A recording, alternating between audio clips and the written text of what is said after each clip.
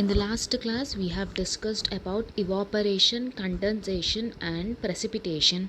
In today's class, we are going to discuss about water cycle.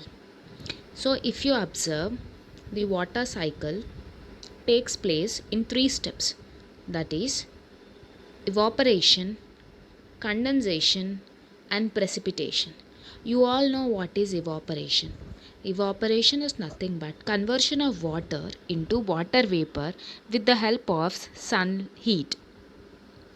Second step is condensation, where this in condensation process, water vapor is going to condense and forms into water. As you all know, water vapor is going to mix in the air, and this water vapor, when it reaches to higher levels, it is going to condense and form into clouds.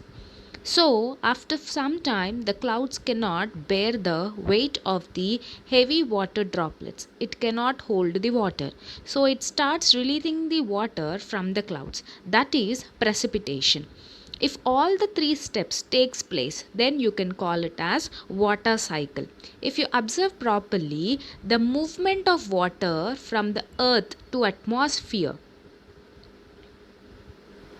the movement of water from earth to atmosphere and back to the earth through the process of evaporation, condensation, and precipitation is known as water cycle. Water cycle is a continuous process. It always occurs in cyclic process. As you observed, first from the earth evaporation is going to take place, and condensation, then precipitation, again it is going to come back to the earth. So it is a continuous cyclic process. Always water cycle should be continuous, but nowadays due to deforestation, that is cutting down of excess trees, and due to pollution, the temperature is increasing in the atmosphere.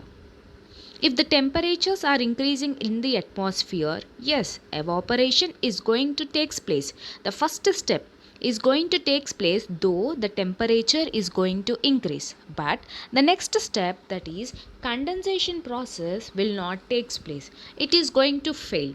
If the condensation process is going to fail, then there will be no other step called precipitation, then there will be no rainfall. So here we have to decrease deforestation and also pollution.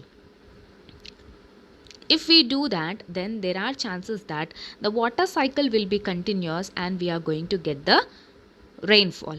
And if you know, our country gets rainfall with the help of two winds. One is southwest monsoons and other is northeast monsoons. With the help of these two winds, the clouds are going to move into our country and we are going to get the rainfall.